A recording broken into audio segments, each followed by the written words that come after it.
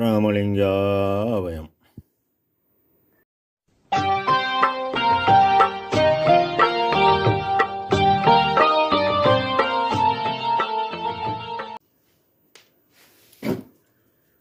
அருட்பெரும் ஜோதி அருட்பெரும் ஜோதி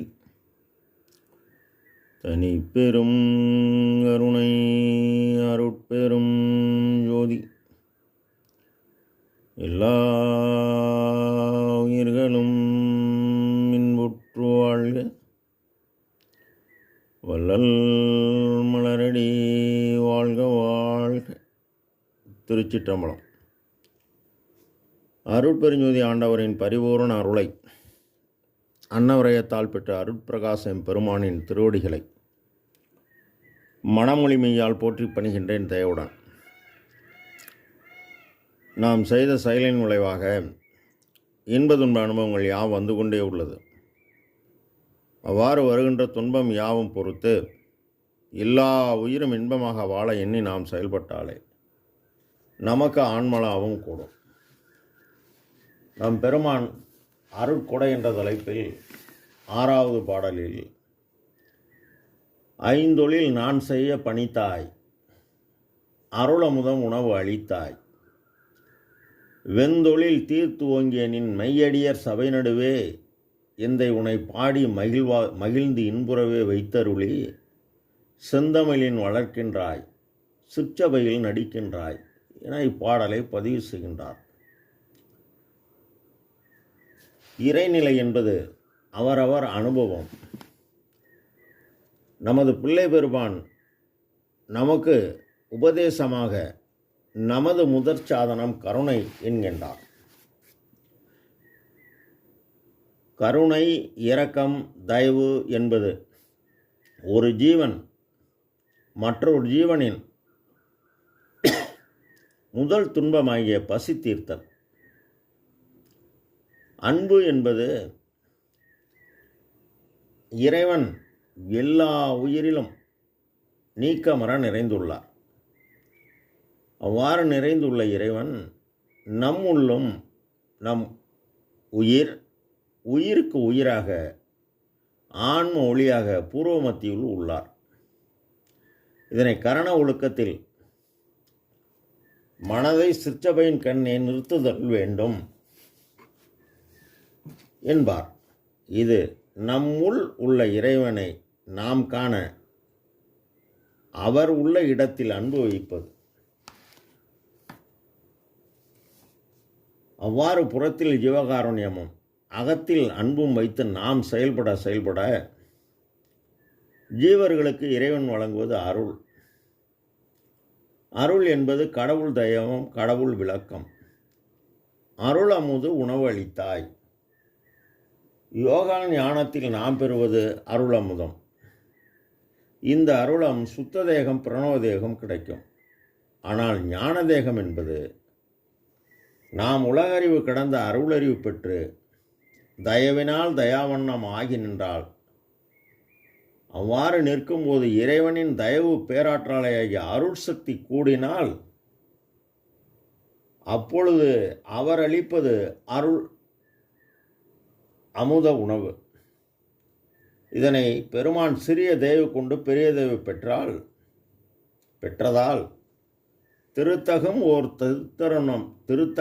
தருணம் இதில் திருக்கதுவும் திறந்தே திரு அருள் பேரொளி காட்டி திருவமுதம் ஊட்டி கருத்து மகிழ்ந்து என் உடம்பில் கலந்து என் உள்ளத்தில் கலந்து என்பார்.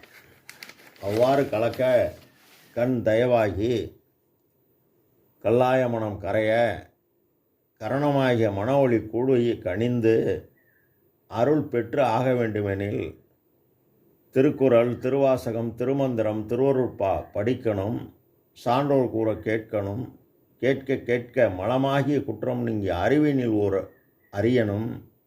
அறிந்ததை உணர்வாக்கி செயல்படணும். செயல்பட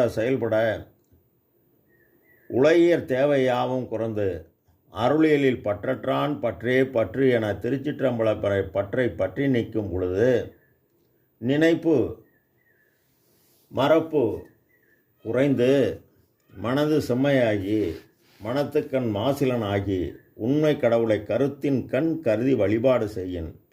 உயிரில் கலந்து சுவாசம் ஒடுங்கும். சுவாசம் ஒடுங்க ஒடுங்க அறிவில் கலந்து ஆன்ம அறிவில் நமக்கு அம்மா தாயே என்று சோறு கூட என கேட்கிறான். இது ஞான சரியை. நீ உடனே உழவு வழங்குகிறாய். ஞானக்கிரியை தெளிவான செயல்பாடு. நீ பரோபகாரமாகிய பசி நீக்கல் செய்ததால் உனக்கு ஆற்றல் கூடும். இது ஞான யோகம். நீ பெற்ற ஆற்றலை உபகார சக்தி ஆன்ம அறிவு கூட்டினால் ஞானத்தில் ஞானம். அறிவினில் ஓர் அறிவு, அருளறிவு. இதனை நம் பெருமான் இறை அக அனுபவமாக அருளறிவு ஒன்றே அறிவு, மற்றெல்லாம் மருளறிவு என வகுத்தமை சுகமை என்கின்றார்.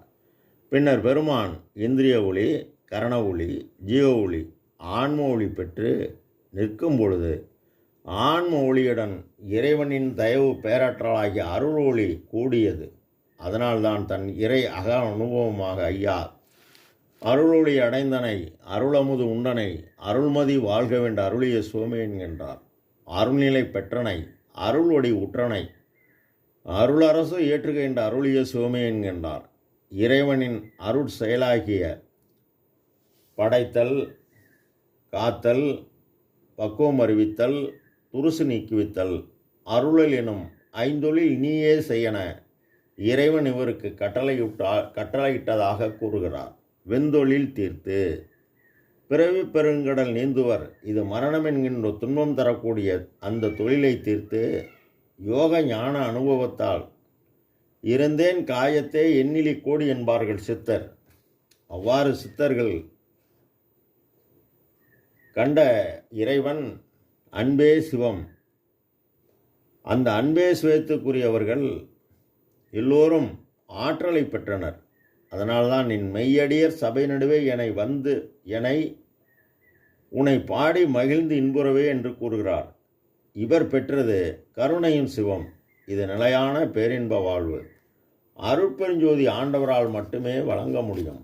மற்ற யாராலும் இந்த மரணமில்லா பெருவாழ்வை வழங்க முடியாது. இதனை சாவதென்றும் பிறப்பதென்றும் சாட்டுகின்ற பெரும் பாவம் தன்னை எண்ணி நோவதொன்றும் புதிதல்ல என்றும் உள்ளதான். இந்த நோவை நீக்கி மண்டிடை நடிப்போய் நின்னாலே ஆகும். மற்ற இறைவரால் ஆவது ஒன்றில்லை என்றால் அந்தோ இச்சிறிய நாள் ஆவதென என்ன என்று நம் பெருமான் உறுதி செய்கிறார். மேலும் புறத்தே கருணையும் அகத்தே ஆன்ம அறிவை கொண்டு கடவுளை அறிய பாடுபடுகிறார்.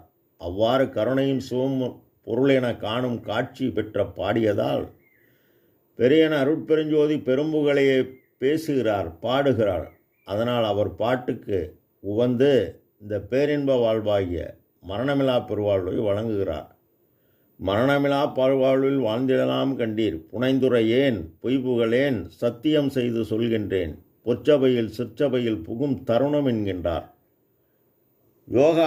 யோக ஞான அனுபவத்துக்கு பிறப்பிறப்பு உண்டு.